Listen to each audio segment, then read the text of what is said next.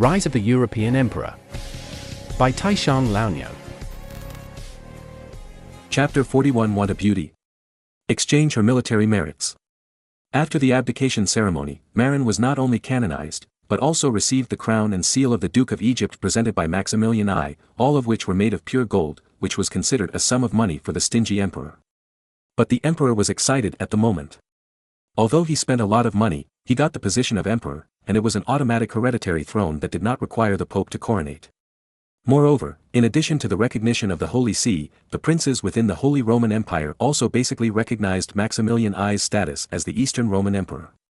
Even the two kings of Spain considered recognizing Maximilian I's identity as the Eastern Roman Emperor. Why would the two kings of Spain intend to recognize it? It was still France. At the beginning, everyone knew that Charles VIII forced to buy the Eastern Roman crown. Spain and France were mortal enemies, so naturally they did not want France to obtain the Eastern Roman throne. And Maximilian I was the in-law of the two kings of Spain. Both sides married their daughters to each other's sons, so they were allies. Before, the two kings of Spain did not make up their minds to buy the Eastern Roman throne because they were concerned about the attitude of the French. But now that the father-in-law wants to buy the throne, the two kings are not very comfortable, but they still plan to support it. At the same time, it is also to let Maximilian I take the thunder and attract the hatred of the French. As for King Henry VII of England, he also intends to recognize the status of Maximilian I. Why? It is also to make France uncomfortable. It is no secret that France has taken in Earl Edward, and Henry VII is already mad. Therefore, he supports anything that hits France. Therefore, Britain and Spain are planning to recognize Maximilian I's identity as the Eastern Roman Emperor. In the whole Western Europe, only France refuses to recognize Maximilian I's legal identity as the Eastern Roman Emperor. Their reason is that the crown symbolizing the identity of the Eastern Roman Emperor is still in Paris. Maximilian I did not get the crown of the Eastern Roman Empire, and the abdication ceremony used a newly imitated crown, not an inherited crown, so it is illegal. To be honest, Louis XII wanted to send troops to attack the Netherlands close to France. However, Maximilian I controlled the transportation hub from the Graubünden region of Switzerland to Italy, so it was easy for him to send troops south to attack the Duchy of Milan, and France was far behind. Therefore, if France really wanted to attack the Netherlands, Austria could also attack Milan, which currently belonged to France, and even attack Naples. Therefore, after thinking again and again, Louis XII gave up the plan to go to war with Maximilian I, and instead fully supported the Swiss alliance and the emperor to fight to the death. Marin was very satisfied with the current situation. Marin saved Prince I of Spain and hindered the Habsburg family's opportunity to jointly rule Spain. Therefore, Marin still felt a little guilty about the emperor. Therefore, he gave the emperor the opportunity to buy the throne of the Eastern Roman Empire, and fulfilled the emperor's dream of becoming an emperor in advance. Because Prince I had given birth to a male heir, both Princess Isabella of Portugal and the crazy Juana who married Prince Philip had lost the opportunity to obtain the throne of Spain. Therefore, the Holy Roman Empire will not have the opportunity to receive continuous financial support from Spain in the future, so that it will have the money to beat France and intimidate the princes. Originally, this was a good thing for Marin, who was also a prince. But Marin also knew that in the future, Austria would need to fight against the Ottoman Turkey. Therefore, the power of the Habsburg family also needs to be strengthened. Otherwise, Austria would not be able to rely on Vienna to resist the Turkish attack for 200 years as it did in history. Therefore, in the future, Marin plans to help the emperor deal with the Swiss so that he can have the energy to deal with the Turkish attack. However, the time is not ripe yet. Because the Habsburg family has not yet obtained Hungary, which borders directly on Turkey. Only when the Habsburg family gets Hungary will they start to confront the Ottoman Turkey. At that time, it was time for Marin to support the Habsburg family. Now, if the Habsburg family is supported in advance, maybe the Habsburg family will take the opportunity to expand, and then start to deal with the princes and destroy the domestic balance. Therefore, Marin's support for the royal family is mainly on the surface, and the form is greater than the reality. Marin will fully support the Habsburgs when they need to fight against Turkey, the monster that is cheating. Moreover, as far as Marin knows, Frundsberg has begun to help the emperor train the army, and the combat effectiveness of the Austrian army will inevitably be improved. Speaking of which, Marin is still reluctant to let Frundsberg go. He is the only general under Marin, and he is a little stronger than Schwartz. However, Marin knows that Frundsberg is more inclined to the Royal Orthodox Habsburg family. Staying by his side is not intimate. It is better to send him to the emperor, which can be regarded as his support for the emperor. In fact, Marin is a person who lacks a sense of security. For his men, he only trusts the 5 attendants who followed him at the beginning and Kohler. Marin does not trust other wandering knights who defected halfway. After all, these wandering knights from aristocratic families have too many ideas of their own. They defect to themselves just for wealth, not for their own good. Therefore, Marin is more looking forward to resting the teenagers who are still studying in school. They were fooled since childhood, and when they grew up, they were basically fooled into becoming diehards. Moreover, because of their high cultural quality, they can catch up with Schwartz, but at least they can beat Garland and Terra, 2 mediocre guys. The most important thing is that they are mass-produced. As long as there are enough of them, they can completely make up for the difference in individual abilities. Moreover, they are trustworthy. When this group of teenagers grow up, Marin plans to gradually clean up those officers who are not loyal enough from the origin of wandering knights, gradually marginalize or sideline them, and replace them with his own diehards. Only then can he be considered to have complete control of the army, and have a high-quality modern army, and can start the hegemony mode. For now, because there are many wandering knights who are not of the same mind as him, Marin still has doubts about the cohesion and combat effectiveness of the army. Of course, no matter what, because of advanced weapons and training methods, his army is still better than the armies of other countries in this era. The current problem is that these middle and high-level officers who came from wandering knights have a fixed mindset and have their own set of ideas. Some of Marin's advanced ideas, which he wanted them to implement, were always changed into something that suited their ideas and discounted. For now, among the senior generals in the army, only Schwartz, because of his declining background, had not received systematic military education in this era, so he listened to Marin in everything and did a better job in military reform. Moreover, he would not question any decision of Marin. And this is exactly what modern officers need. Of course, it is not scientific to listen to Marin alone unconditionally. To truly rationalize command, we still have to wait until the establishment of the general staff. However, if a group of conservative wandering knights are allowed to establish the general staff, Marin might as well not establish it. Because their old-fashioned military thinking may drag down the level of the general staff. Therefore, Marin also plans to establish the general staff after the group of children in the school grow up. Now, the teenagers in the school are studying textbooks written by Marin himself. When they are older, they will also study the military textbooks written by Marin. Through education, they will have complete modern military thinking. By then, the staff formed with them as the core will not have any remnants of old-school military thinking, and will be more advanced and more suitable for formulating appropriate plans. After returning to East Frisia, Marin announced to his men that he had become the Duke of Egypt. Everyone was a little confused about what the benefits of this title of the Duke of Egypt, which had no practical benefits, were. But when Marin announced that he could upgrade the status of those Italian beauties in the name of the Duke of Egypt so that they could be worthy of the status of the nobles, many people were excited. The most excited were those who had followed Marin since they were civilians and were promoted to nobles. They had also seen the group of Italian girls, all of whom were beautiful and very attractive. Of course, this was specially selected by art, how could it not be beautiful? Marin observed carefully and found that some officers from wandering knights in the army were moved but not excited because of the inherent family hierarchy. Even if Marin said that those girls could be promoted to noble status, these people were not moved. Marin sighed in his heart. Sure enough, the thoughts of these wandering knights were difficult to change. They were educated by the knight class since childhood, and conservative ideas were deeply rooted in their brains. It was too difficult to change them. But the nobles of common origin, including Schwartz and Kahn, were very interested in this. Because they were of common origin, they would not look down on those Italian girls who were also commoners. Moreover, Marin was willing to improve the status of those girls, which helped them solve the concerns of marriage between nobles and commoners. So, Kahn, who wanted a woman for the first time, shouted excitedly, "Master, I want one." "No, I want 2 Italian beauties." Marin was stunned, then laughed, and the others also laughed. "Kahn, according to the law, you can only marry 1 girl. Marrying 2 girls is against the law and religious rules." "Ah. Is that so?" Kahn scratched his head, then muttered, "I just think those girls are pretty, but they can't stand my bull physique, so I want 2. This time, everyone laughed so hard that they couldn't straighten their backs. Kahn was too honest. Marin finally stopped laughing and said to Kahn, "Okay, I can give you 2 girls, but you can only marry 1 girl." Kahn scratched his head honestly, "It's so troublesome, who should I marry?" Marin was speechless. He hadn't picked 2 girls yet, but he was already worried about who to marry. He was really honest. With such an IQ, he could only be his chief guard. Or, lead the team to charge. If he were to be the commander-in-chief, he would surely defeat the entire army. Everyone began to discuss the group of Italian beauties enthusiastically. However, Marin poured cold water on them. Okay, gentlemen, you want women? Sure, wait until we finish fighting Yeffer. Whoever performs well will be chosen first. If you perform particularly well, you can choose too. Marin tempted. Wow, everyone was immediately excited. Sir, let's start the war, I want to be the vanguard. I want 2 beautiful women.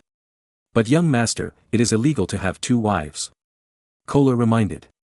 It's okay, the other one can be an open lover. Marin said indifferently. He himself has a wife and a lover, and they are also his sister-in-law. So, he can't ask his men to abide by the rules.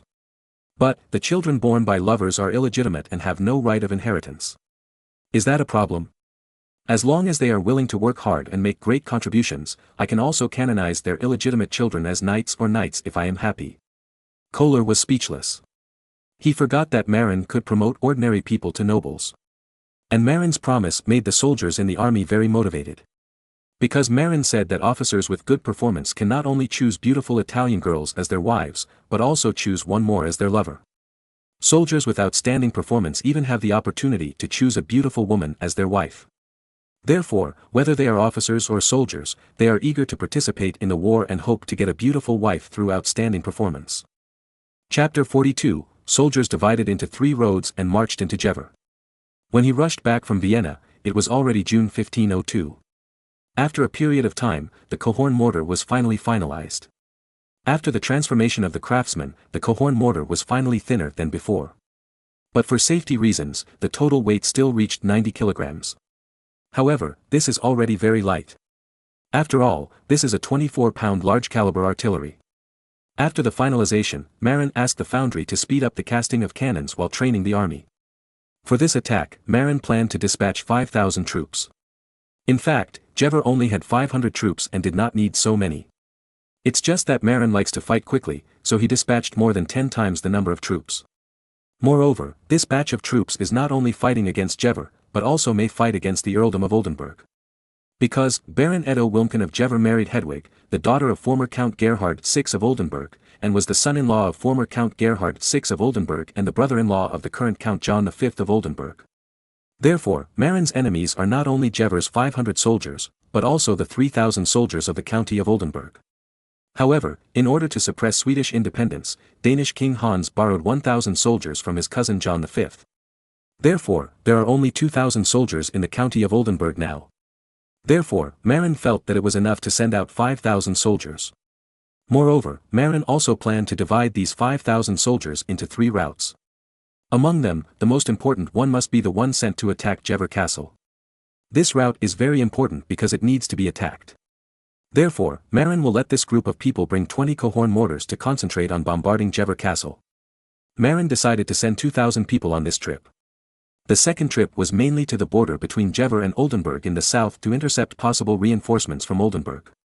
Therefore, they will mainly use infantry phalanxes, line up at the border between Jever and Oldenburg, dig pits in front of the formation, and block the reinforcements that Oldenburg may send.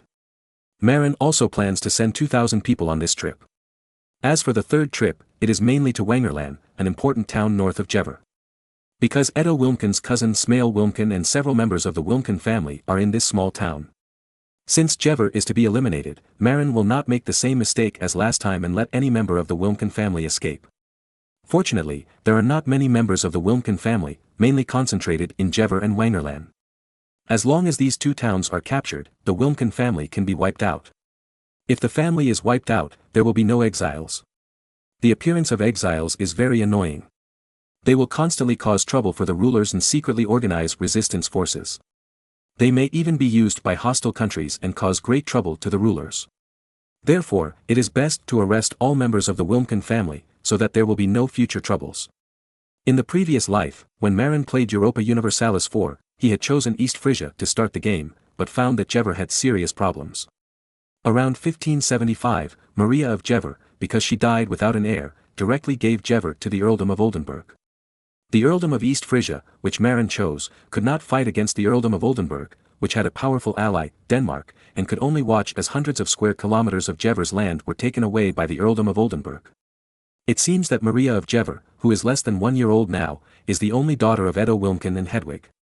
Marin thought about how to deal with the prisoners of war for a long time and found it a bit tricky. Because Hedwig is the sister of Count Oldenburg, she cannot be executed. Otherwise, it will directly trigger a war between the two countries. However, if Edo Wilmken and Maria Wilmken are killed, Hedwig will also go crazy. This woman, even if she is let go, she will definitely instigate Oldenburg to make things difficult for herself. Moreover, if Maria Wilmken, who is not even 1 year old, is killed, it would be too inhumane. Therefore, Marin decided to execute the male members of the Wilmken family, let Hedwig go, and hand Maria Hedwig over to the convent to be raised and trained as a nun. After making up his mind, Marin led 5,000 troops to swear an oath. This time Marin's oath-taking meeting was very special. In addition to the help of musicians such as Leonardo da Vinci, the violin was jointly performed with "He is a Knight." Besides, Marin also invited the 2,000 Italian beauties. Marin instructed the tailor to make a white, tight-fitting, off-shoulder style sexy dress for each of the 2,000 Italian beauties. When they wore it, with their charming faces, they were breathtakingly beautiful. When the 2,000 Italian beauties stood on the stage for the soldiers to see as Marin had instructed, the soldiers below the stage stared with their eyes wide open and drooled all over the floor. Marin was very satisfied with the effect, and for this expedition, the soldiers he selected were all single men. Because they were single men, they longed for women. Marin brought out 2,000 Italian beauties for display, which made these bachelor soldiers eager to fight. Marin waited until these bachelor soldiers had drooled enough, then he said with a smile, "What? You want it? Of course. As long as you perform well in this battle and make military achievements, you can pick one of these beauties, they are all virgins." "Oh!" The soldiers below suddenly howled with excitement, and their blood boiled in their bodies. "Make achievements! Make achievements! Make achievements!" The soldiers' enthusiasm for fighting reached its peak. "Officers, pay attention, if you make achievements, you can also pick one of the beauties. Moreover, if you are worried that they do not have noble status, don't be afraid, I can enthrone them as nobles, and I will never humiliate your status. Moreover, those who have made great achievements can pick one more beauty as a mistress." "Oh!" The officers were also excited now, there is such a good thing. "However, Lord Earl, is it really okay to keep a mistress openly like this? Your wife will object," an officer raised a question. "Well said, if your wife is really from an aristocratic family, they will definitely have the confidence to oppose you keeping a mistress. But, the girls here are all from Italian commoners. Even if I confer the title of nobility on them, matching your status, they will not have the confidence to oppose you keeping a mistress. After all, they are originally commoners' daughters, and there will be no aristocratic father-in-law to knock on the door. So, you can keep a mistress with confidence," Marin said bewitchingly. "Yes, without a noble father-in-law, especially a knight father-in-law, you don't have to worry about being knocked on the door for keeping a mistress." Some coquettish young officers began to think about it. "Let's do it. I want to make a great contribution. I want to pick 2 beautiful wives and sleep with them together." Some young and passionate officers became jealous. Just like that, Marin used 2,000 Italian beauties to completely ignite the passion of this group of single soldiers. Now, even if they were facing an army of 100,000, they dared to move forward bravely and fight the enemy desperately. Feeling that the time was almost right, Marin waved his hand, the departure bugle sounded, and 5,000 single dog soldiers with fanatical eyes, divided into 3 groups, marched towards the Yefer area with high morale. Chapter 43 Lightning Advance. Marin is a believer in blitzkrieg. Although he opposes fascism, it does not prevent him from appreciating Guderian's blitzkrieg. The great powers that fell under the blitzkrieg even include powers like France. You know, it was with the blitzkrieg that the German army conquered Poland in 27 days, Denmark in 1 day, Norway in 23 days, the Netherlands in 5 days, Belgium in 18 days, and France in 39 days. Except for Norway, which is a weak country, the other conquered countries were not weak countries. For example, Denmark, which was conquered by the German army in 1 day, has long dominated Northern Europe and is a famous Nordic pirate. Even in later generations, it is considered a powerful country. It's just that the German army moved too fast, and Denmark was not large in area. Therefore, under the sudden attack, the Danes did not even have the opportunity to react, and they were directly destroyed. Only a country with a large area like the Soviet Union was able to breathe a sigh of relief because of the speed of the army's advancement, and did not fall under the blitzkrieg. However, looking at Europe, there is only one country as large as the Soviet Union. Even in the whole world, there is no country larger than the Soviet Union. And other European countries are relatively small in area. Even France, which is very large, is only 550,000 square kilometers, and it cannot last long under the impact of planes and tanks. Of course, Marin has no planes or tanks. But he has horses. And Jever is just a small place. The most important thing is that Jever is not far from Auric, with a total distance of only about 40 kilometers. In order to speed up the march, Marin gathered thousands of draft horses from all over the country, so that 5,000 soldiers had one horse each, which was very convenient for traveling. As for food, baggage, and artillery, Marin prepared a large number of ox carts to transport them. The speed of ox carts is definitely not comparable to that of horse carts, but they have good endurance and can pull more and heavier goods. Around 9 o'clock in the morning, Marin completed the mobilization. Then, Marin led most of the soldiers, riding war horses and draft horses, and divided them into 3 groups, and began to rush towards Jever, which was more than 40 kilometers away. More than 40 kilometers is the distance from Auric to Jever, and the distance from Auric to the south of Jever is even shorter. The distance to Wangerland, north of Jever, is about 50 kilometers. However, this is not a problem. Because Marin ordered that the whole army should move forward at full speed, and there is no need to save horsepower too much. What Marin pursues is speed. A distance of more than 40 kilometers, war horses or draft horses may need to rest for a while after running down quickly, but it is not a big problem. Because horses can also run at a speed of 20 to 30 kilometers per hour. Marin spared no effort, and as a result, everyone worked together. At more than 2 o'clock in the afternoon, the central army arrived at Jever, and then surrounded the Jever castle. Almost at the same time, the southern army also arrived at the southern border of Jever and began to control the main traffic routes. At more than 3 o'clock in the afternoon, the army also arrived at Wangerland, a town in the north of Jever that was unprepared. Even the prosperous town of Wangerland forgot to close the city gate because they didn't react in time. The commander of the northern army, Stade, saw the opportunity right in front of him, and ordered his troops to ride directly to the city gate without hesitation. After trampling a large number of Jever civilians who were crowded at the city gate, the northern army successfully controlled the south gate of Wangerland and fought a bloody battle with the counterattacking enemy. When the counterattack of the defenders was repelled, Stade successfully led the main force into the city. However, Stade did not forget Marin's request to capture all members of the Wilmken family, and sent out cavalry to block the other 3 city gates. As long as he saw someone escaping, he would intercept them.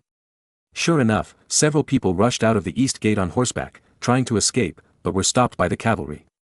Upon interrogation, it turned out that they were indeed members of the Wilmken family. And Smail Wilmken, the cousin of Edo Wilmken, the Baron of Jever, who was in charge of managing Wangerland city, led hundreds of soldiers who had not yet been divided and surrounded by the East Frisian army, and retreated to a simple castle in the center of the city to resist stubbornly. At the same time, when Stade attacked Wangerland, the central army led by Marin himself had just completed the siege of Jever Castle. Although Jever was the capital of the barony of Jever, the main core building was a castle. As for the streets and houses outside the city, there was no wall protection. In the eyes of the Wilmken family, those untouchables did not need to build walls for them. Wangerland, because it was the wholesale center of salted fish and supplies in the barony of Jever, built a wall to protect commercial safety. Jever is also a coastal area with many Frisian fishermen. And Wangerland is the largest salted fish wholesale center in Jever. Here, every day, there are vendors who sell pickled salted fish from coastal fishing villages to Wangerland for centralized wholesale and transported to inland areas for sale. Because of the strict religious rules in the Middle Ages, meat was not allowed to be eaten for many times a year. Therefore, salted fish that can be eaten during fasting time has become an important food for people. Therefore, any coastal country is generally not too poor. Of course, you can't get rich by selling salted fish. Only by developing maritime trade can you really get rich. When Stade's army surrounded the castle in Wangerland, Marin had just driven out the people of Jever in the houses around Jever Castle and centralized management to prevent them from causing trouble. After all, it was the residence of the Baron, and the guards in the castle were very alert. After seeing the dust raised by the horses of Marin's army in the distance, the gate of Jever Castle was immediately closed. This made it impossible for Marin to send troops to attack the city gate directly like Stade. But Marin was not in a hurry, not like attacking the city now. Having lost the opportunity to seize the city gate, there was no need to force it. Moreover, 20 24-pound cohorn mortars used to bombard the castle, together with the iron ball shells, were on the ox cart behind, and would not arrive until tomorrow. Therefore, Marin was not in a hurry to attack now. After driving the original residents around the castle into several large courtyards for care, Marin first settled the troops on the spot. As for the horses that were tired of running, the soldiers took out the oats prepared in advance from the pockets on the horses' necks and fed them. Then, Marin himself first selected a house from the original castle, moved in, and used it as a temporary headquarters. Then, Marin divided the army into 4 parts and surrounded the Jever castle from 4 directions. At this time, there were only 200 soldiers in the Jever castle, and they would be completely defeated in any direction. Therefore, no matter what, the defenders in the city were unable to defeat the East Frisian army in any direction. However, in order to prevent someone from breaking out in the middle of the night, Marin still arranged for the bright and dark sentries on duty to closely monitor the every move of the 4 city gates. In order to prevent Edesadai from escaping through the tunnel, Marin even prepared to send out a cavalry patrol in the middle of the night. Because the ox carts carrying tents had not arrived yet, the soldiers of the central army had to squeeze into the houses around the castle. However, several sentries were arranged to closely monitor the castle's actions to prevent night attacks. As for the southern army, it was divided into 3 groups, occupying 3 intersections leading to the earldom of Oldenburg in the southern border area of Jever. After occupying the intersection, the commander of this route, Steindorf, sent out messengers and ordered the 3 groups of people to dig up the road first to block the reinforcements of the earldom of Oldenburg.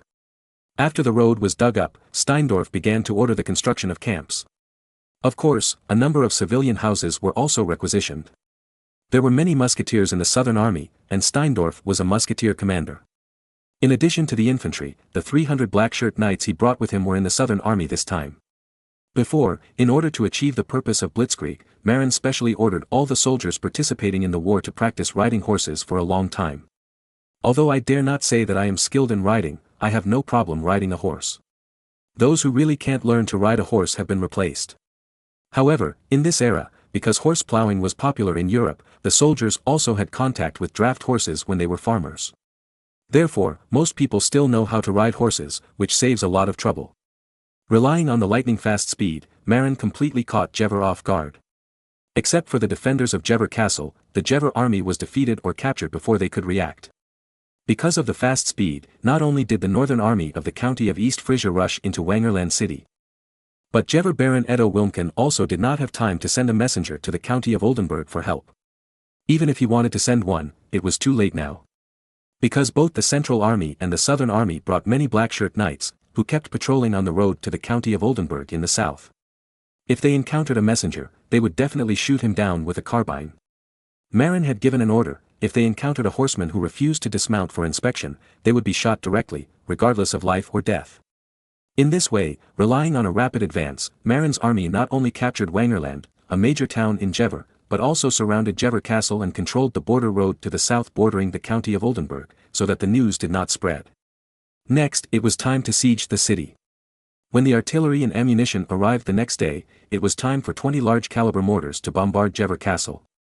Chapter 44 Fire as hard as you can, don't save my ammunition. The next morning, the artillery and baggage finally arrived. In addition to 20 24-pound Cohorn mortars, there were 10 3-pound cannons. The 24-pound Cohorn mortars were naturally used to smash the city walls and gates. As for the 3-pound cannons, they were used to suppress the enemies on the city walls. After the artillery and baggage troops arrived, Marin did not order an immediate attack, but let the troops that arrived later have lunch first, and then took a nap. After the lunch break, the artillery troops carried artillery and began to arrange artillery positions in front of the battle. The baggage troops were responsible for setting up tents. Most of the soldiers made do with the night last night and did not sleep well. Because there were not enough beds. Although many civilian houses were robbed for rest, the beds were limited, and many people slept against the wall. Fortunately, it is now the end of June and the beginning of July, and it is summer. If it were winter, people would be frozen to death.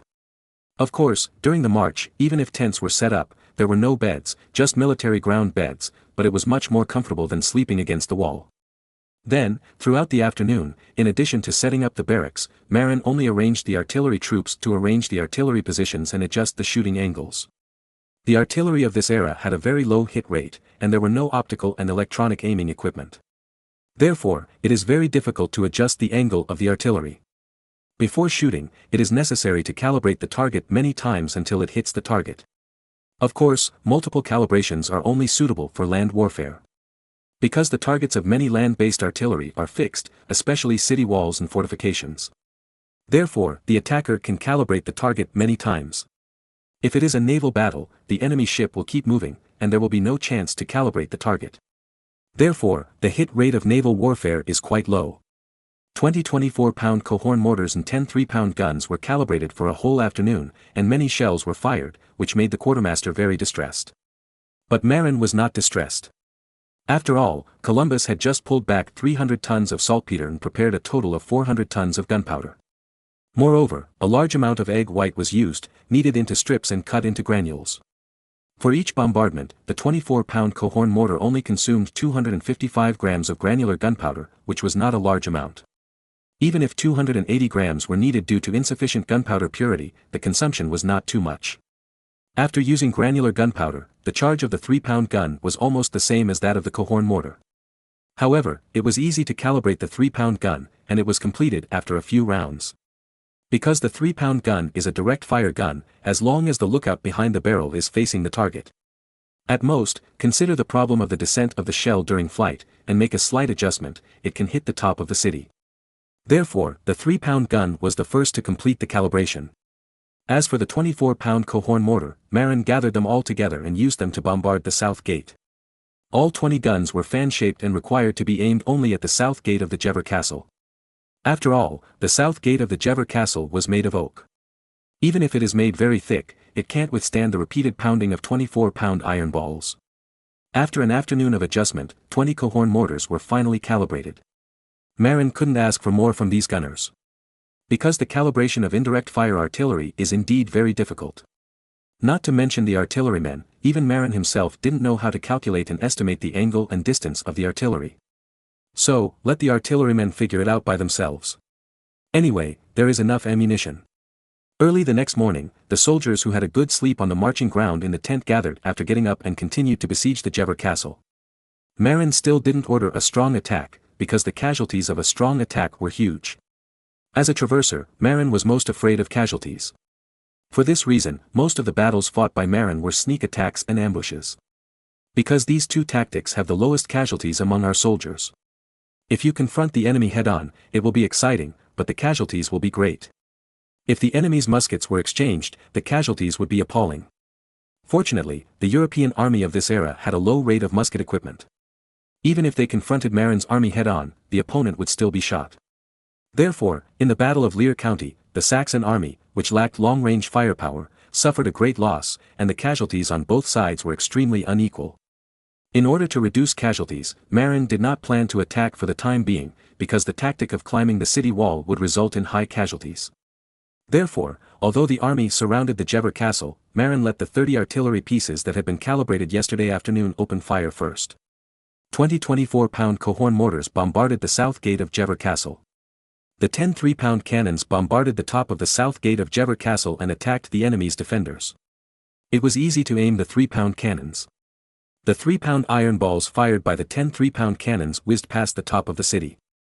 Several Jever defenders who dared to come out to observe were directly hit on the head by the 3-pound iron balls, which terrified the Jever defenders on the top of the city. So, after a few rounds of shooting, there were no Jever defenders on the top of the south city. The 24-pound cohorn mortar bombarded the city gate, but the progress was a bit slow. After all, as a city gate, even if it was made of oak, it was made very thick. Moreover, at this time, behind the south gate of Jever Castle, there were piles of bricks and sticks, which blocked the south gate. Not only that, Edo, Baron Wilmken, and the soldiers and civilians in Shemming City moved more bricks and sticks to fill the south gate. But the bombardment was not without effect. At least, after each bombardment, sawdust would fly across the surface of the oak gate.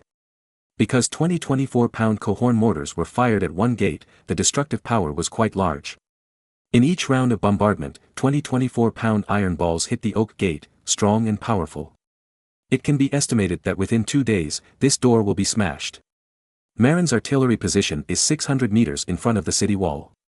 Originally, Marin was ready to counterattack the enemy's artillery. However, after many rounds of firing, the other side did not even have a crossbow, let alone an artillery. There were only sporadic counterattacks with bows and arrows, but they could not reach the artillery position at all. So, Marin withdrew the shield soldiers who were originally blocking the artillery, allowing the artillery to shoot the city gate and the top of the city wall with confidence. Bombard hard for me, don't save ammunition. I'm a local tyrant, I don't need this little ammunition. Hurry. Bomb hard. Marin yelled beside the artillery. Because of the sufficient gunpowder and the fact that the steel mill produces so much molten iron every day, it is easy to make iron ball shells using the sand casting method. Therefore, Marin's ammunition is very sufficient and he is not afraid of waste. In fact, this practice of not being afraid of wasting ammunition and attaching great importance to the lives of soldiers is very much like the style of later Americans. Marin's artillery has been bombarding the Jever castle all day long. Except for the time when the barrel cools down, the rest of the time, they are firing continuously. In the evening, Marin saw through the telescope that the south gate of the Jever castle was riddled with holes. It is estimated that if we work harder tomorrow, we can blast open this door. As for the bricks and trees used to block the city gate, Marin doesn't care. After all, that is not a wall built by craftsmen. No matter how many piles there are, they are not as strong as stone walls. As long as the oak door is blasted open, it is only a matter of time to blast open those piles. Chapter 45 Donny 3. As expected by Marin, the next morning, after a while, the super thick oak door of the south gate of Jever castle finally couldn't stand the 24-pound iron ball, and a big hole was smashed directly. Then, it didn't work. Because, behind the super thick oak door, there were obstacles such as bricks, stones and logs. In desperation, Marin had to order the artillery to continue bombarding. However, the defenders in the castle were not idle at this time. Edo Wilmken was commanding the soldiers to demolish the house at this time. Go, demolish that house, quickly.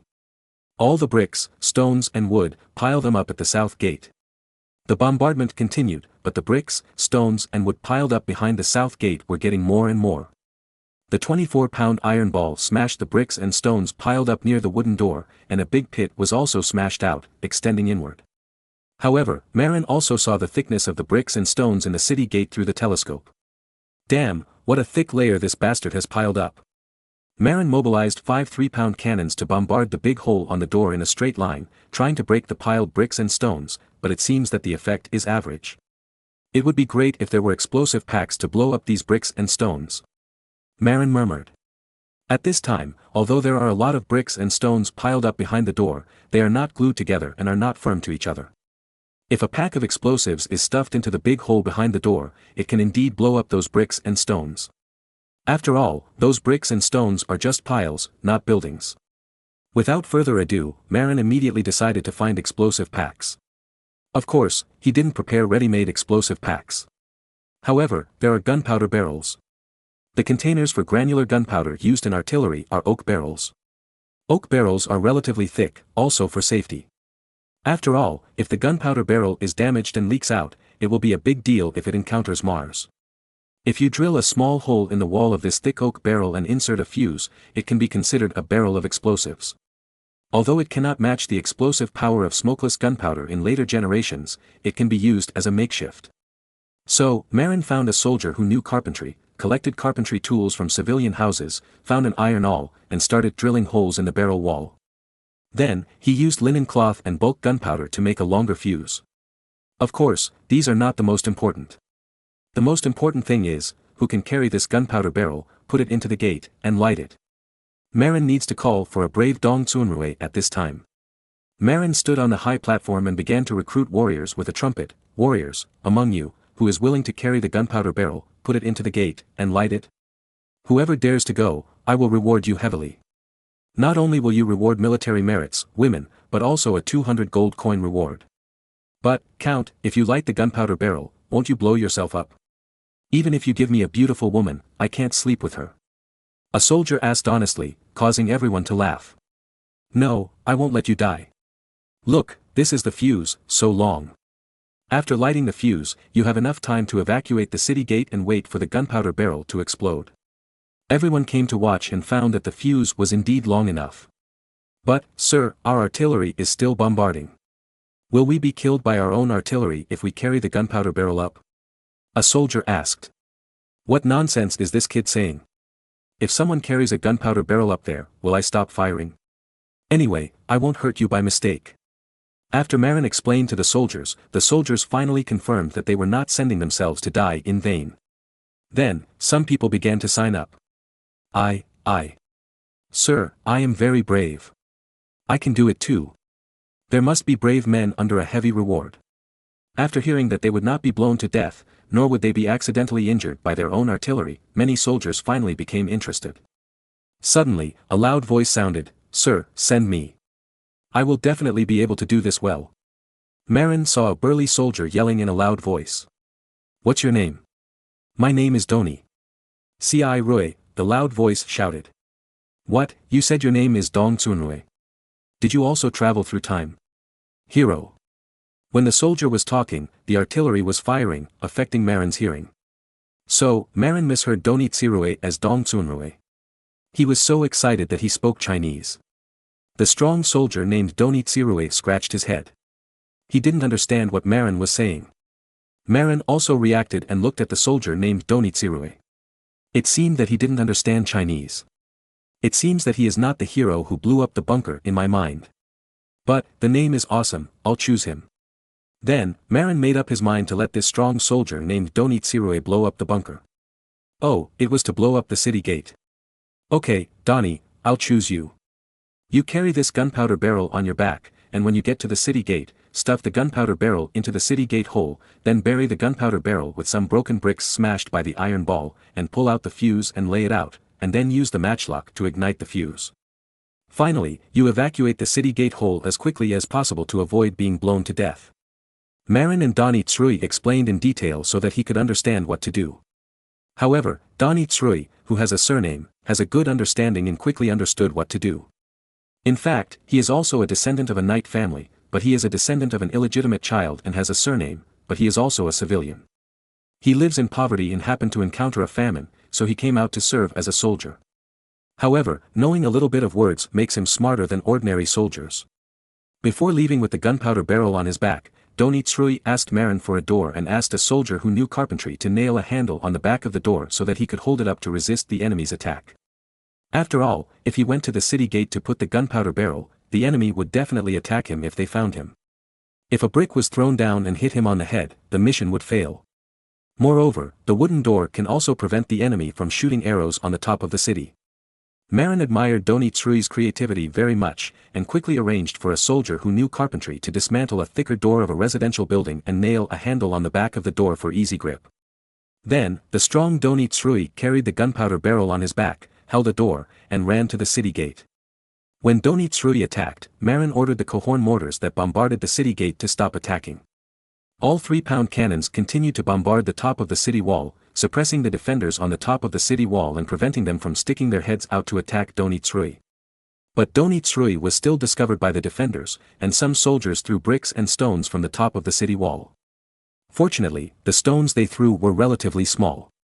Moreover, because the top of the city wall was suppressed by the 3-pound cannons, the defenders did not dare to stick their heads out for a long time to aim at Doni Tsui and smash him hard.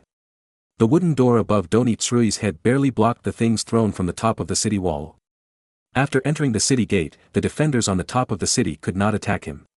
Doni Tsui lowered the door, cleaned up the big hole caused by the previous mortar attack by cohorn, and dug out a lot of broken wood and bricks. Then, he buried the gunpowder barrel deep inside according to Marin's instructions, and covered it with a lot of broken wood and bricks. After that, he arranged the long fuse in the narrow space in the city gate in a Z shape, ready to ignite. Taking the matchlock originally borrowed from the matchlock gunner from his left arm, Doni Tsui blew the matchlock, and the matchlock head lit up. Doni Tsui carefully extended the matchlock head to the fuse.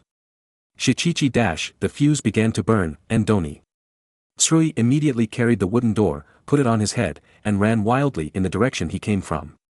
Marin saw Doni Tsui's actions through the telescope and praised, "Good man, brave, smart, not reckless, can be of great use."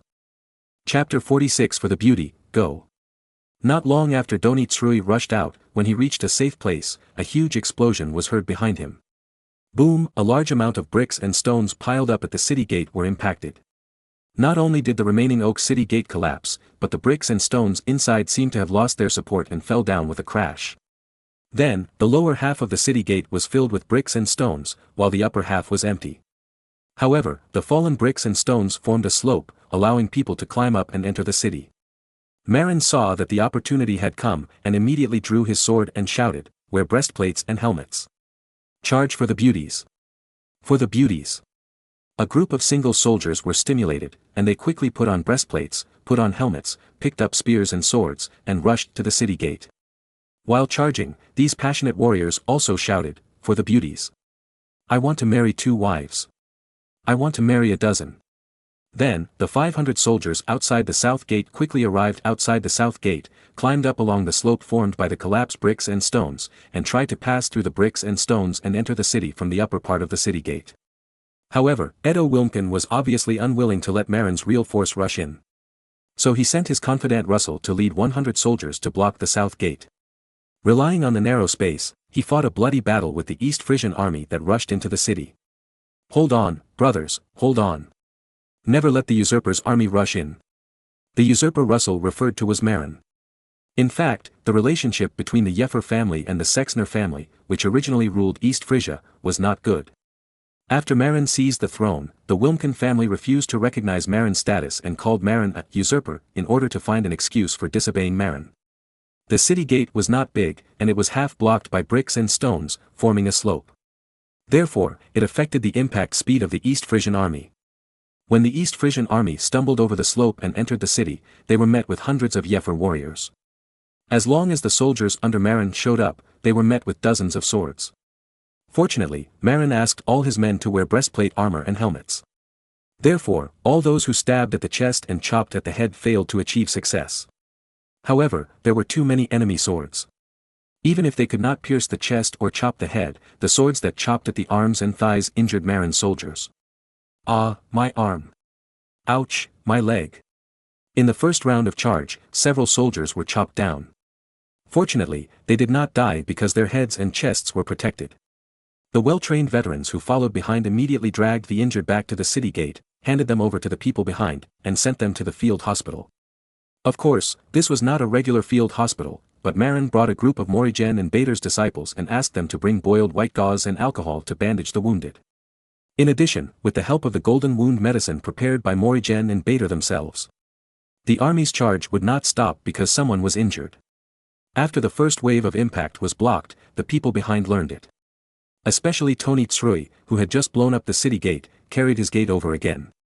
Tony Tsrui carried the gate and said to his comrades around him, "I'll clear the way, you follow me." Then, he held up the huge door and rushed in first. Dozens of swords chopped on the door, and although it caused great damage to the door, the momentum of the impact finally opened a gap. The East Frisian warriors behind also went out of the city gate and fought with the defenders in the city. The defenders in the castle were all soldiers who had been raised by the Wilmkin family for many years. Although they could not be considered dead soldiers, they were almost dead. Therefore, when Edo Wilmkin planned to fight to the death, these people did not plan to survive. Fortunately, Marin used beautiful women as rewards, which greatly stimulated the fighting spirit of the soldiers. So, facing the red-eyed and selfless Yeffer, the soldiers did not retreat. However, facing the enemy who fought desperately, and the close combat in a narrow terrain, casualties were inevitable. When they saw that the East Frisian soldiers were wearing breastplates and helmets, Yeffer General Russell, who was commanding the battle at the city gate, shouted, "Don't attack their chests and heads, cut their lower bodies and arms. Stab their waists." Marin, who had just entered the city gate under the protection of Khan, was shocked when he heard this. He had completely found the weakness of his own soldiers. So, Marin pulled out his clockwork flint gun. "Where is that bastard?" Marin entered the city under the siege of Khan.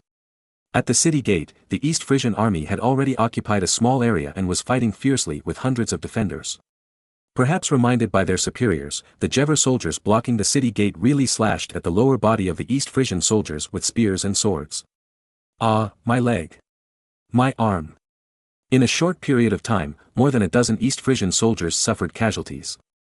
The most unlucky guy was directly cut off his waist by a Yeffer swordsman with a two-handed sword, and he was about to die. "Mad, my soldiers!" Marin was angry and began to look for the enemy generals. Finally, 20 yards away, Marin found LaSalle in the crowd.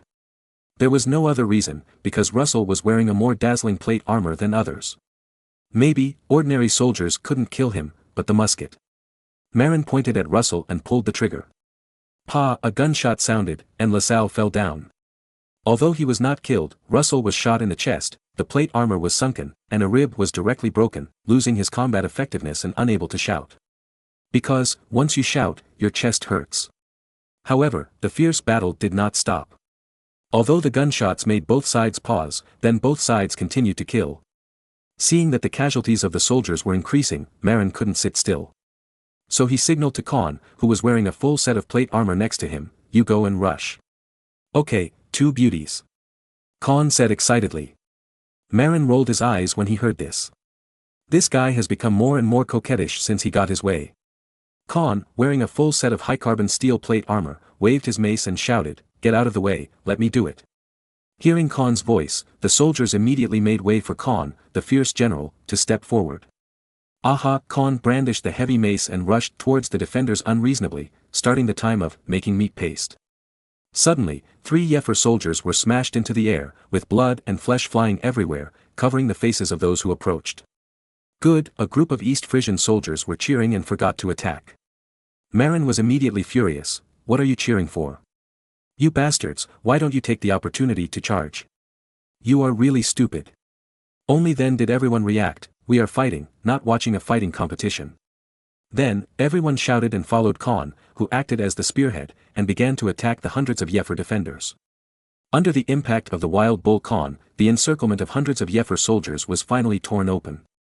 Then, the East Frisian soldiers swarmed in, forcing the Jever defenders to retreat, and Jever defenders were constantly chopped down. Marin did not follow forward, but directed the people who came in from behind to carry the wounded on the ground to the back.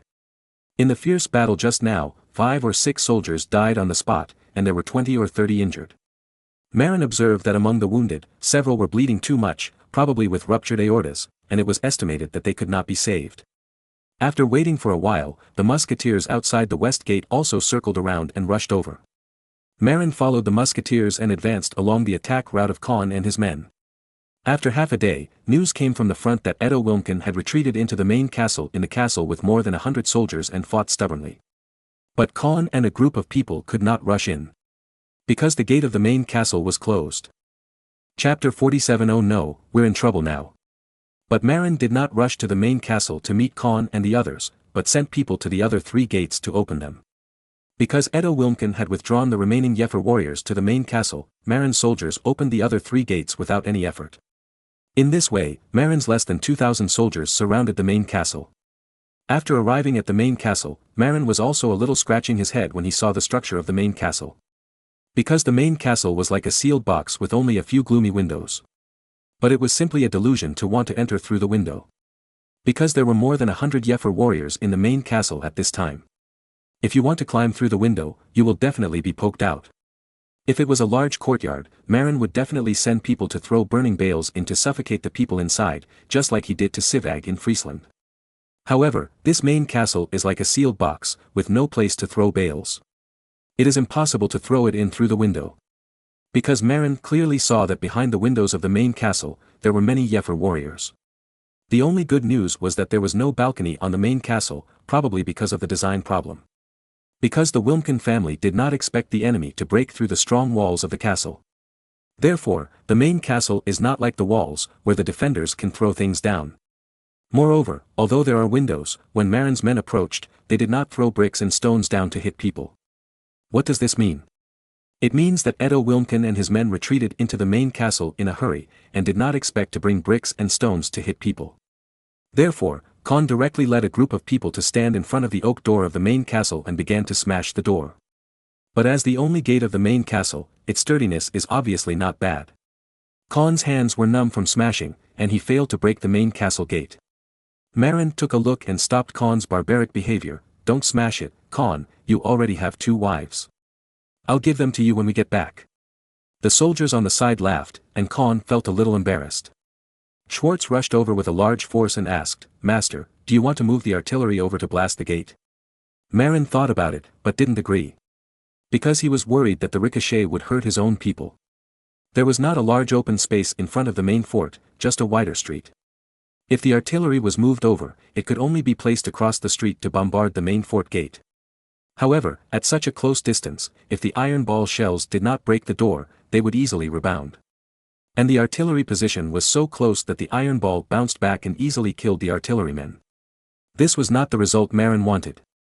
So, he had to think of another way. At this time, Donitsrui ran over carrying his tattered oak door and volunteered to fight. "My lord, let me put the gunpowder barrel and blow up this door."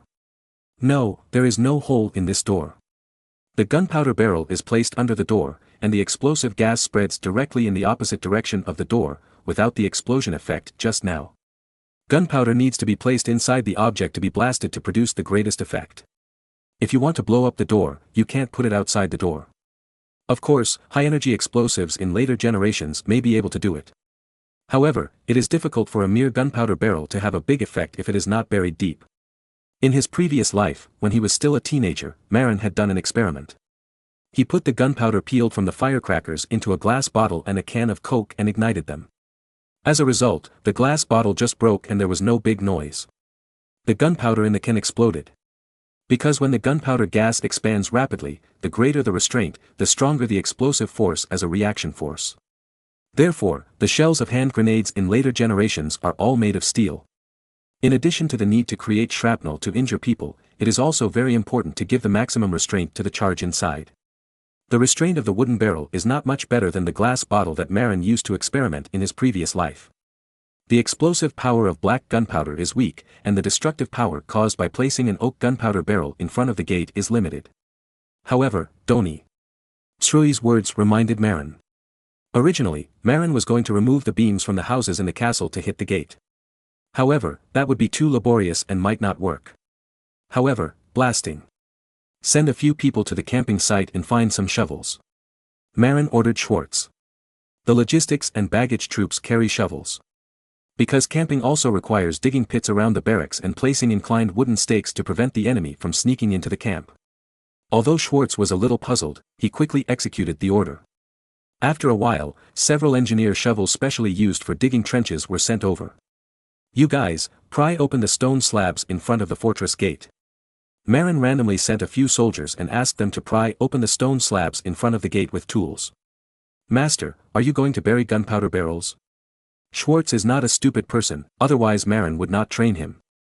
Seeing Marin send people to pry the stone slabs in front of the fortress gate, plus the several engineer shovels he had taken before, he finally understood.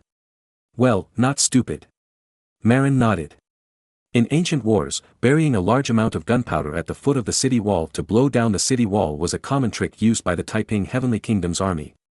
During the Taiping Heavenly Kingdom period, the Taiping army often used the method of digging tunnels to dig tunnels under the roots of the city walls.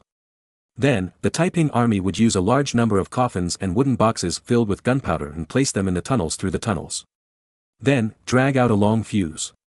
After dragging out the fuse, the Taiping soldiers would once again block the area outside the coffins and large wooden boxes filled with gunpowder in the tunnel with mud to create a better sealing effect. After that, they lit the prearranged fuse. Then, the city wall collapsed, and the Taiping army rushed in. Marin actually thought of using this trick against the Yevra castle, but he didn't use it because he was afraid that others would learn it and use it against him. But now, when the enemy did not bring bricks and stones to retreat into the main castle, Marin asked people to dig pits in front of the city gate, and they would not be disturbed and could work at ease. And this trick, others can't learn it. It's useless to learn it. When attacking the city, the enemy will not let you dig pits under the city gate, and you must be smashed to death with bricks and stones. Therefore, digging pits in front of the city gate can only be done when the enemy has no power to fight back, and the scope of application is relatively narrow. And if the tactics of the Taiping army were learned by the Europeans of this era, it would be very terrible. Because, if the Danes learn this, they can successfully conquer old Sten Sture's Stockholm and quell Sweden's independence, which is obviously what Marin does not want to see. It would be even more terrible if the Turks learn this, and perhaps Vienna will not be as unbreakable as it was in history. Once Vienna is broken, the whole of Germany will be exposed to the iron hoof of the Turks. Therefore, Marin is reluctant to use the Taiping army's siege trick. However, in this particular situation, it can still be used. Soon, a deep pit was dug out in front of the fortress gate, and it was dug inside. Marin ordered a gunpowder barrel to be buried and the fuse was pulled out. Then, Marin ordered the pit to be filled up and stepped on. Then, the East Frisian soldiers retreated far away under Marin's order. Then, Marin lit the long fuse. Boom, the solid fortress gate was quickly blown open. The solid oak door was very funny at this time. The upper part was still intact, but the lower part was blown away. Seeing the fortress gate open, Khan immediately picked up the mace and rushed in. Unfortunately, Khan flew out soon. Marin was stunned and Ima, a fierce general like Khan, was blown out, and there were Lu Bu and Xiang Yu among them. But soon, Khan told the truth, "Master, there are many people with hammers inside. 7 or 8 big hammers hit me, almost knocking me out of breath. Fortunately, this plate armor is of good quality, otherwise I would definitely be seriously injured." Khan's plate armor was not made of inferior iron of this era, but made of high-carbon steel produced by the steel plant, which is very strong. Therefore, despite being hit by several war hammers, Khan's plate armor did not deform. It's just that he was knocked out and couldn't catch his breath for a long time. That's Khan's animal-like physique. If they were replaced by those with poor physique or average quality plate armor, they might have died. Marin frowned and waved his hand, "Let the musketeers come." Then, several strong warriors of Yefer who were blocking the main gate were directly killed. But before Marin could be happy, several more people rushed into the musketeer team, and hacked those musketeers to death. The musketeers had just finished firing their bullets and had no time to reload. At this time, they were at their weakest and had no resistance. They could only watch themselves being hacked to death. Marin was immediately worried. Before, he did not send the musketeers to rush into the city in front, because he was afraid that the musketeers would have no resistance after a round of shooting. Now, it is true. Marin began to think about how to make use of the musketeers' attack power while ensuring that they would not die.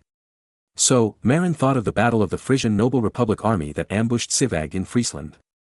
Marin remembered that in that battle, the musketeers climbed onto the roof to shoot, so the Frisian army had no way to deal with the musketeers.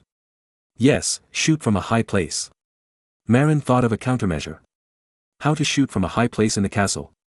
This is easy, go find a dozen strong soldiers. Marin ordered. Schwartz was puzzled, but he quickly brought people. You, in groups of 2, carry the musketeers and make sure they are taller than ordinary soldiers. Marin's method is to let the melee soldiers wearing plate armor stand in front to block the enemy. The musketeers, on the other hand, are behind, taller than the soldiers in front, and use muskets to kill the resisting enemies in the air. This trick works very well. The soldiers in front only need to hold the enemy, and they don't have to fight desperately. The lifted musketeer at the back was the killer move. Relying on this tactic, Marin's soldiers quickly killed and wounded dozens of enemies, while only a few of them were injured. Because the frontline soldiers were mainly defensive and did not fight desperately with the enemy. When they arrived at the main room where Edo Wilmken was, the main room was full of Edo Wilmken's elite. Marin's men rushed several times, but were blocked back, and several of them died. Moreover, Marin did not dare to use the musket casually. Because there was a Princess Hedwig who could not be touched inside. She was the cousin of the King of Denmark. If Hedwig died, Marin would bear the wrath of Denmark. So, he tried his best to launch a siege. In this way, Marin sent troops to surround the main room, and also arranged full manpower outside the windows of the main room to prevent the other party from escaping. In this way, after 4 days of siege, the people inside finally couldn't stand the hunger. But Marin didn't expect that the desperate Edo Wilmken went crazy at this time. He probably knew that he was going to die, because Marin had not let go of all the people of Edsard I before. So, Edo Wilmken was determined to die. He knew that Marin would not hurt Hedwig. Because Hedwig was the cousin of the King of Denmark. However, since he knew that he was going to die, Edo Wilmken went crazy. He said to Hedwig tenderly with red eyes, "Dear, do you love me?" Hedwig didn't know why, and nodded blankly. Edo Wilmken said happily, "In that case, then, let's go to heaven together as a family." Then, before Hedwig understood what was going on, a long sword was stabbed in her chest. Edo, why? Until her death, Hedwig didn't understand why her husband killed her. Because, our family is going to reunite in heaven. Edo Wilmken laughed wildly. In fact, his inner thoughts were, my Wilmken family was exterminated, and I won't let your Hoffman family have an easy time. If you offend the Oldenburg family, the Hoffman family will be buried with the Wilmken family. Even if you can't be buried with them, you will be unlucky. Then, Edo Wilmken, who had fallen into madness, smothered his daughter Maria, who was not even 1 year old, with a velvet quilt. While smothering her, he murmured to himself, "Baby, let's go to heaven together as a family." After smothering Maria, who was less than 1 year old, Edo Wilmken was ready to draw his sword and commit suicide. But he suddenly remembered that people who committed suicide would not go to heaven. So, he decided to die in a different way. After I die, you surrender. The Wilmken family is sorry for you. After Edo Wilmkin said this to his men, he raised his sword and rushed out of the room with a crazy look on his face.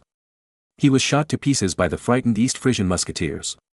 When Marin entered the room after the Jever soldiers surrendered and laid down their weapons, he saw two bodies, one large and one small, lying on the bed at a glance, especially the female body. Marin's face suddenly changed. Oh no, we're in trouble now. Chapter 48, After the War. The woman lying on the bed in the main room was obviously Edo Wilmkin's wife, the younger sister of Count John V of Oldenburg, and the first cousin of King Hans of Denmark. This woman had a stab wound on her chest, and she bled a lot, staining the bed sheet red. And lying next to her was a baby who had stopped breathing. Damn it, who killed them? Marin was furious. In his plan, the two women, one big and one small, had to be alive. He didn't care whether the little one lived or died, but the big one had to be alive. Yes. Baron Edo killed him himself. A surrendered Jever soldier answered tremblingly. What? Is this guy crazy? He actually killed his own wife and daughter. Marin couldn't believe it, but dozens of surrendered Jever soldiers who were originally in the room testified that it was Edo Wilmkin who killed them. Marin suddenly remembered the Ming dynasty's fallen emperor Chongzhen, who also killed his wife and daughter. However, that was because Chongzhen didn't want his wife and daughter to be humiliated after his death. After all, ancient China was an era that valued reputation. However, in Europe, there is no such worry at all. The most important thing is that Hedwig is the princess of the earldom of Oldenburg and the cousin of the king of Denmark. Even if I catch them, I won't do anything to Hedwig. So, the final conclusion is that Edo Wilmkin is crazy. Edo Wilmkin is crazy, but it leaves Marin with a huge problem: how to deal with Denmark's accusations. As for the earldom of Oldenburg, Marin doesn't like them. This kind of garbage country can be destroyed by sending 2,000 or 3,000 troops. But the problem is that they have Denmark behind them. So, Marin now has to face a very serious diplomatic incident. Hedwig is a noble princess after all. Although Marin is depressed about her death, he has to deal with her body. So Marin immediately asked a doctor to deal with her body and find a superior coffin for burial. As for Edo Wilmkin, who was beaten into a sieve, Marin hated him so much that he decided to drop his body on the top of the city for public display. The crime was rebellion and the murder of Princess Hedwig. The field hospital began to get busy, accepting a large number of wounded soldiers evacuated from the battlefield. In this siege, Marin's men died and 30 were injured. Moreover, these deaths and injuries were basically caused by the forced attack on the city gate and the main castle gate. The most depressing thing was the death of the 5 musketeers, who were basically hacked to death without any chance of fighting back. In addition, 4 died of bleeding. The other 30 wounded soldiers basically survived. This is because Marin formed a modern field medical team, all of which used boiled white gauze and alcohol to disinfect the wounds. In addition, the wound medicine prepared by Morigen and Bader made the wounded basically survive without infection. If it were other armies, at least half of the 30 wounded would die. Thanks to the treatment of the battlefield medical team, except for the 4 wounded who lost too much blood, all the others were saved. Of course, this is also because these wounded were all injured by swords. If the other side has muskets and artillery, it would be troublesome. The wounded who were hit by muskets and artillery are worse off than dead, and it is extremely difficult to treat. After all, the lead bullets of muskets will roll when they hit the human body, causing serious internal injuries. And the shells, needless to say, are definitely serious injuries with missing arms and legs. Fortunately, the Jever army is a cold weapon unit, and Marin asked the charging men to wear breastplate armor and helmets, so the loss was not big. As for sword wounds, as long as they are not fatal and do not bleed much, they can still be saved. After dealing with the wounded, it is the problem of prisoners of war. Marin was too lazy to deal with it, so he handed it over to Schwartz to choose a place and imprison them. But the more than 40 soldiers who were originally left in the room of the main castle of Jever Castle were asked by Marin to be locked up alone. Because they were all eyewitnesses to Hedwig's death. If necessary, they need to testify to prove that Hedwig was not killed by Marin's men, but by Edo Wilmkin. Marin even planned to select 4 people from the more than 40 people to escort Hedwig's body to Oldenburg to explain the situation. Of course, Marin was also prepared to bleed for Hedwig's death. There was no way, after all, Hedwig died during his siege, and he was also responsible for Hedwig's death. Denmark is now powerful, especially its naval power is too strong, which is not something he can contend with. Therefore, he has to admit defeat when he should. Therefore, Marin is ready to be blackmailed. News came from Wangerland in the north that the defenders there also surrendered. After all, the East Frisian army fought a blitzkrieg and the other side was unprepared. Although hundreds of soldiers retreated into the castle in the city, the other side did not have time to prepare the harvested food supplies. The food supplies were actually stored in a warehouse not far from the castle in the city. However, the defenders retreated in a hurry and did not have time to take them. So, after being hungry for a few days, the defenders in the castle could not stand it and surrendered. The casualties of the northern army were not large, mainly concentrated in the time when the army just rushed into the city. More than a dozen people were killed and injured, and then a few were injured after entering the city. Later, Stade did not force the fortress in the city. Because he learned that the other party did not have time to bring food into the castle, he directly besieged it, and cooked in front of the castle every day to lure the soldiers in the castle, which was too cheap. In the end, the soldiers in the castle had an internal conflict because of hunger and finally surrendered. Marin was very satisfied with Stade's approach. This kind of wretchedness has been deeply passed down by himself. So Marin wrote a letter to praise him. Then, instructions were given. There was no need to keep the members of the Wilmken family in Wangerland, especially the male members. However, Marin asked in the letter to create the illusion that all the male members of the Wilmken family died in battle. After all, although these people were family members of the rebels, Marin's Eastern-style method of cutting the grass and eradicating the roots would inevitably be criticized. Therefore, being killed in battle is the best choice. In this way, the reputation of both sides will not be affected. To be honest, Marin both appreciates and opposes the Western rule of not killing nobles. The appreciation is that it is indeed more civilized to do so. At least, the nobles are more civilized. The opposition is because it is too stupid to do so. If you don't cut the grass and eradicate the roots, the other party will have the opportunity to go into exile and oppose you, which will make you restless. The best example is the British side. The York family and the Lancaster family have experienced a century-long war. Both families have changed several leaders and have been fighting for hundreds of years. If Marin hadn't intervened, the war would have ended with Henry VII killing the last male member of the York family, Earl Edward. Therefore, Henry VII's choice was right. If he killed all the male members of the York family, no one would compete with him for the throne. If the unspoken rules between the nobles were adhered to, the War of the Roses would not end. Of course, because of Marin's intervention, Earl Edward escaped, the War of the Roses would continue, and Britain would still be in chaos. This example shows that cutting the grass at its roots is the best choice. Although bloody and inhumane, it is the best choice to end things. Originally in history, after Henry VII killed Earl Edward, the country gradually stabilized. By the time of Henry VIII, Britain had begun to rise gradually and eventually became a powerful country. Without the ruthlessness of Henry VII, Henry VIII would not have been able to enjoy domestic peace. Not to mention rising, he would probably have to continue to fight the endless War of the Red and White Roses. The army on the southern front did not encounter reinforcements from the Earldom of Oldenburg. Because Marin's army was moving too fast, the Wilmken family had no chance to send messengers for help. Even the southern army intercepted and killed many messengers that merchants from the Earldom of Oldenburg who were doing business in Jever were planning to send back to the country, cutting off the spread of news. Now, the war is over. Marin now has two main tasks. One is to digest the fruits of the war, send troops to garrison here for a long time, and take over local government affairs. At the border with the Earldom of Oldenburg, multiple bunkers need to be built to guard against the Earldom of Oldenburg. Of course, Jever Castle and Wangerland also need garrison positions. The second task, of course, is to deal with the diplomatic difficulties caused by Hedwig's death. This is what really gave Marin a headache. Chapter 49, Denmark's Plan. When Princess Hedwig's body was delivered to Oldenburg, the capital of the county of Oldenburg, Count John V of Oldenburg was furious and directly ordered the 4 unlucky guys who escorted Hedwig's coffin to be chopped off. As for what the 4 unlucky guys said, that Edo Wilmken killed Hedwig, John V didn't believe it at all. Or rather, he didn't want to believe it. To put it more bluntly, he deliberately chose not to believe it.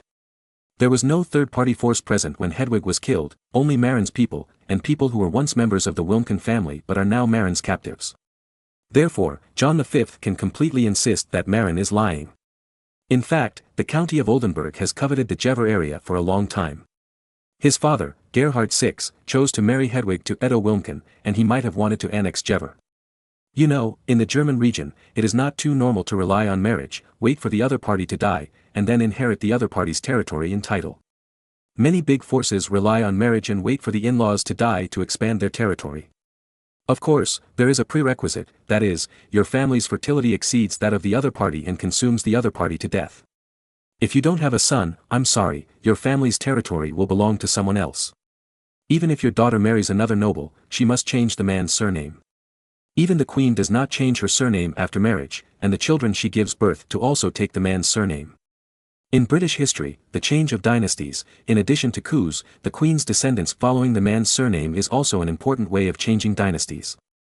For example, the Saxe-Coburg-Gotha dynasty is the son of Queen Victoria, who took her husband's surname. Of course, in order to draw a clear line with Germany, this dynasty was later renamed the Windsor dynasty. Until Marin crossed over, the last Queen Elizabeth II of the Windsor dynasty was still alive tenaciously, and Prince Charles, the crown prince, had waited until his hair turned white. When Prince Charles succeeded to the throne, the last name was Windsor, it was too disrespectful to Prince Philip. In history, the Oldenburg family did succeed in their plan. Maria, the little girl who was smothered to death by Edo Wilmken, had no offspring after her death, and directly gave the Jever area to the Earldom of Oldenburg. However, in this time and space, the Sexner family had been destroyed by Marin. Now, the Wilmken family has also been destroyed. Although the death of his sister made Count John V of Oldenburg very sad and angry. However, he still remembered the original plan of his father and brother, to seize Jever. So, John V decided, to take advantage of the fact that Marin accidentally caused Hedwig's death this time, and insisted that Marin killed her. Then, he joined forces with his cousin, King Hans of Denmark, to put pressure on Marin to seize the Jever area. The Jever area is so large, covering hundreds of square kilometers. The county of Oldenburg is only about 4,000 square kilometers, only slightly larger than East Frisia. If 500 square kilometers of Jever are obtained, the territory will be increased by 1/8. Therefore, John V is now very conflicted. He is sad for the death of his sister Hedwig, and is also very excited about the upcoming seizure of the Jever region. Of course, relying on the power of the county of Oldenburg is not enough. Apart from the number of troops, Marin's East Frisia army of tens of thousands of troops completely beat the county of Oldenburg. Moreover, the combat effectiveness of the East Frisian army is still very strong, and it has defeated more than 20,000 troops of the Duchy of Saxony. However, the county of Oldenburg has Denmark behind it. Denmark is a European power. Perhaps, Denmark's army may not be able to defeat East Frisia. However, Denmark's navy is too terrifying. Its 50 professional warships are the pride of Europe. Except for Portugal, no other country can compare with Denmark at sea. And John V knew that the current Count Marin of East Frisia was very dependent on maritime trade. Without maritime trade, Marin might not be able to feed the 10,000 troops. He didn't know that Marin had hidden 10,000 in the Teutonic Kingdom. As long as Denmark had time to surround the warships outside the port of Emden, Marin would not yield. In fact, Marin was also worried that the Danes would surround the warships. In this way, he would be finished. After all, he was very dependent on maritime trade. Therefore, Marin sent an envoy again, intending to pay compensation. However, John V had already made up his mind and insisted that he would only forgive him if he paid for the Jever area. Marin ignored him directly. Mad, what a lunatic, is a princess of a county worth 500 square kilometers of fiefdom. Even the heir to the county of Oldenburg may not be worth this price. And John V is not in a hurry now. Because he has to wait for the war in Denmark to end. After all, Denmark has now invested most of its troops in the Swedish battlefield. Even those 50 warships were used to blockade the Swedish coastline. Therefore, under the current circumstances, Denmark is temporarily unable to take care of the county of Oldenburg.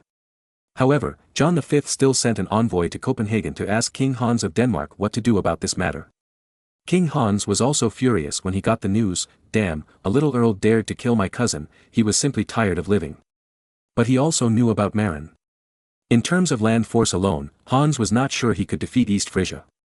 Because he believed that the strength of the Danish army might not be better than that of Saxony, which had 20,000 troops. Saxony's 20,000 troops, including thousands of knights, were defeated by Marin, and the Danish army might not be his opponent. However, John V said that Marin was very dependent on foreign trade economically, and most of his income came from foreign trade in the port of Emden. As long as he freed up his hands and let the Danish navy surround the port of Emden, Marin would surrender. Speaking of the navy, King Hans of Denmark has never been afraid of anyone. Even the emerging maritime power Portugal is not necessarily taken seriously by the Danes. In fact, Portugal has already surpassed it.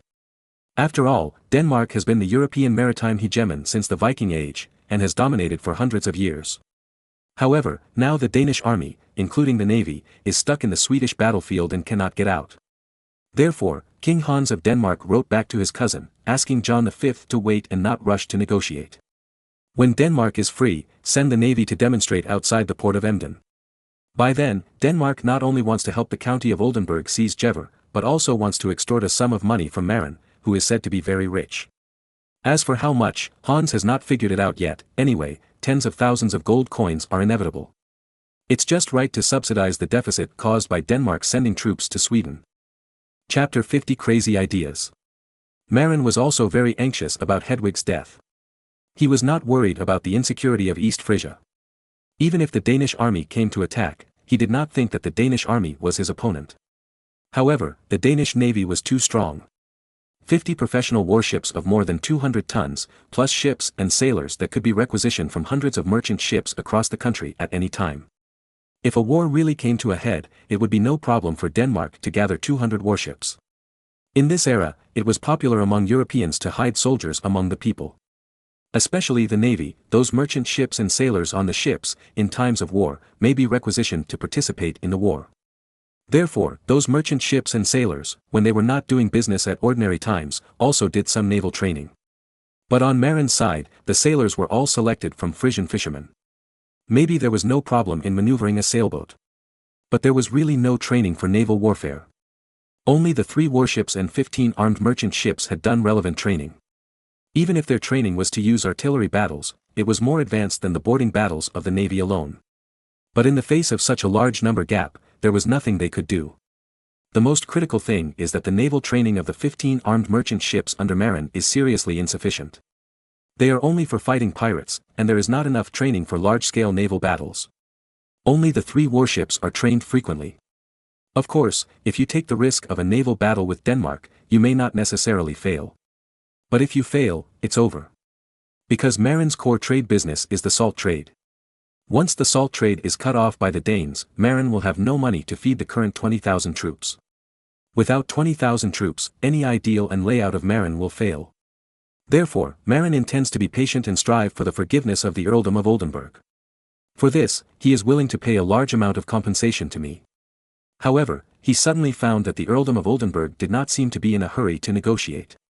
Marin just thought about it for a while, and he understood the other party is waiting for Denmark to pull out his hand to help. When Denmark pulls out its hand and sends a fleet to demonstrate, Marin really has no way to choose to admit defeat. At that time, the earldom of Oldenburg will definitely open its mouth. Maybe there will be territorial demands. Sure enough, not long after, old Sten Sture sent someone to deliver secret intelligence, saying that Danish King Hans wrote a letter to Count John V of Oldenburg, asking John V to postpone the negotiations. When the Danish navy is free, it will besiege the port of Emden and force Marin to bow his head. Even old Sten Sture's Swedish intelligence personnel learn of Hansa's condition cede Jever to the earldom of Oldenburg, and compensate Denmark with a large amount of gold coins to subsidize Denmark's military expenses for fighting Sweden. However, in order to stimulate Marin, old Sten Sture deliberately exaggerated tens of thousands of gold coins into hundreds of thousands of gold coins. Sweden and Denmark have been allies for a long time, so the two sides have loved and killed each other for many years. It is not surprising that Sweden has placed spies in the Danish court. After receiving the letter from old Sten Sture, Marin was furious. He was ready to bleed, even if he had to pay tens of thousands of gold coins. However, the other party was much darker than he had imagined. The territorial demands alone were completely unacceptable to Marin. That was 500 square kilometers of land, not 50 square kilometers. In Germany, many earls' fiefs were not that large. For example, the Rietberg county, where Archbishop Conrad II of Munster came from, was only more than 200 square kilometers, not even half of Jever.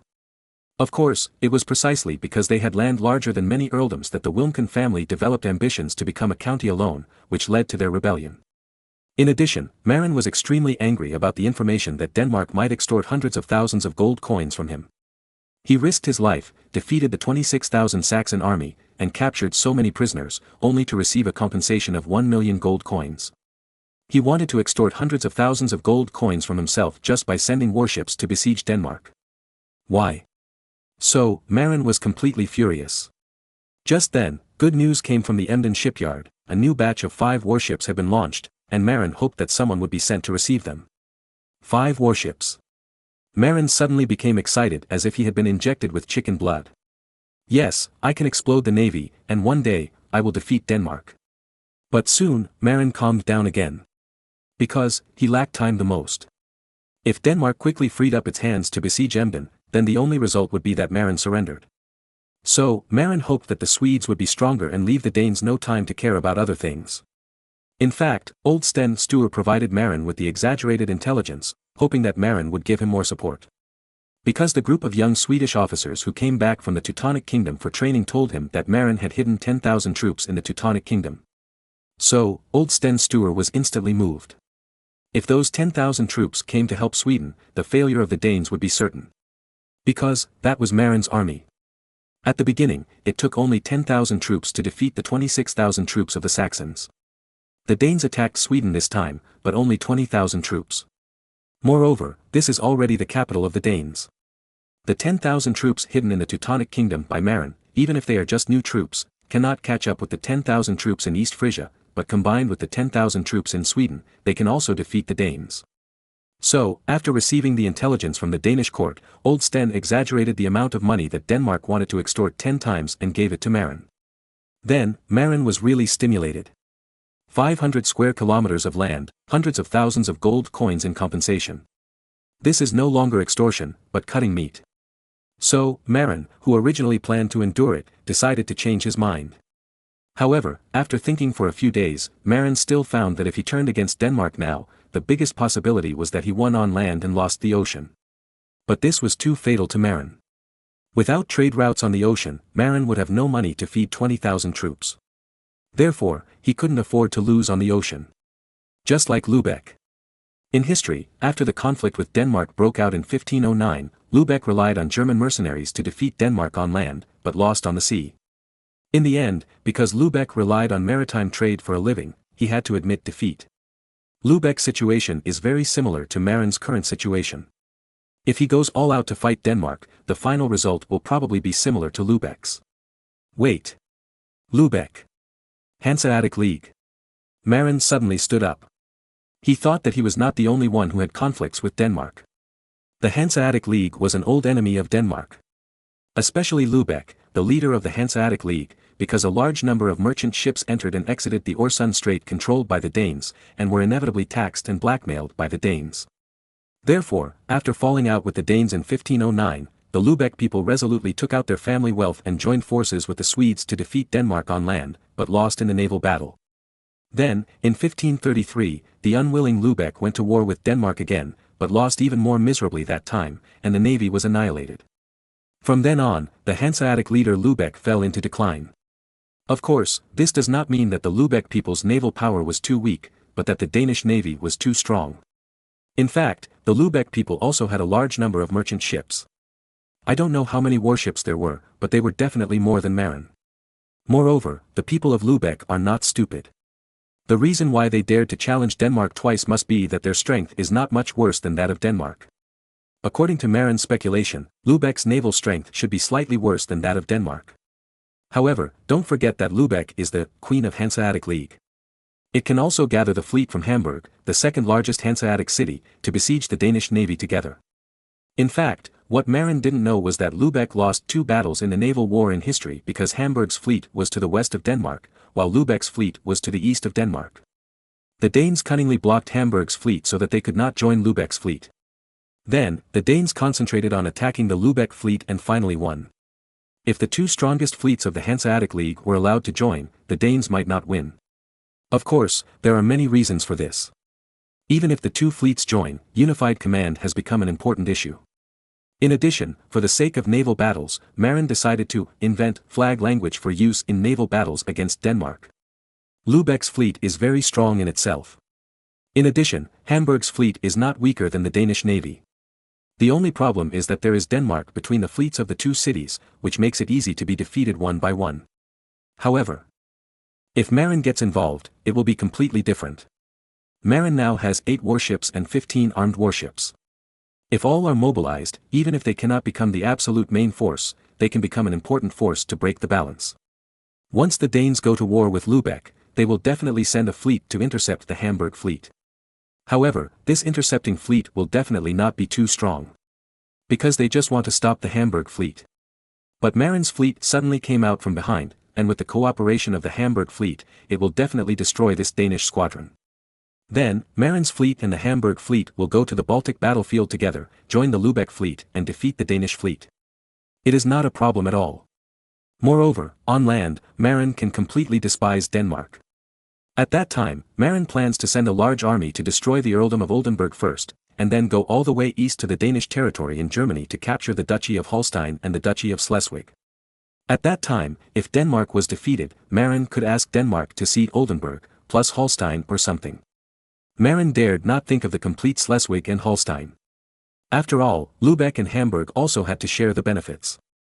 However, Marin was ready to take the coastline in the west of Schleswig and Holstein. Because there were a large number of Frisians there. Marin positioned himself as the king of the Frisians, so those Frisian fishermen were naturally his people.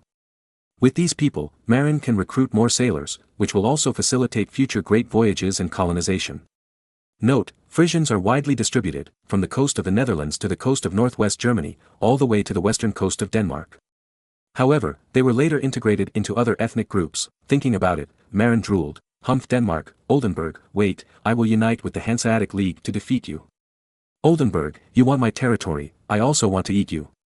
Marin wiped his saliva and then called Kohler. He decided to send Kohler to contact the Hansa Queen Lübeck in secret. He planned to take advantage of the Danes being deeply trapped in the Swedish battlefield to unite and attack Denmark, forcing Denmark to bow its head, and even to eliminate the Danish maritime power to avoid becoming a threat to their own side. In fact, the Hanseatic League is more hostile to the threat of the Danish navy than Marin. After all, the scale of trade of the Hanseatic League is much larger than that of Marin, and it is more blackmailed by the Danes. Therefore, if they have the opportunity to destroy the Danish navy, they will be more active than Marin. Moreover, Marin also planned to secretly teach the flag language to the Lübeck people as a secret weapon to use against the Danes in naval battles. It must be said that Marin's idea was crazy. However, it was not impossible. Because Marin did not intend to fight alone, but to unite the king and queen of the Hanseatic League Lübeck and Hamburg, to launch a war against Denmark. The fleets of the three forces combined are not inferior to the Danish fleet. Moreover, in terms of land power, Marin can beat Denmark. Marin's plan is that the three fleets will jointly attack the Danish maritime forces. Then, Lübeck and Hamburg will hire enough land forces to cooperate with their own 20,000 troops to launch a fierce attack from land. At that time, in order to force Denmark to surrender, Marin decided that his army on land would not only conquer the Duchy of Holstein and the Duchy of Schleswig, but also continue to the north to occupy the entire Jutland Peninsula. After that, use the Jutland Peninsula as a bargaining chip to force Denmark to abandon Oldenburg, Holstein and Schleswig. Of course, if Denmark refused to surrender, Marin even planned to occupy the Jutland Peninsula and not return it. Now, the main force of the Danish army was trapped in the Swedish battlefield. When his 20,000 troops gathered with the troops of Lübeck and Hamburg and suddenly attacked Denmark's land territory, Denmark would definitely have no soldiers to resist. Perhaps Zealand, as the core area of Denmark, would have strong defense. But the two principalities and the Jutland Peninsula would definitely allow the coalition forces of Marin and the two Hanseatic cities to run wild.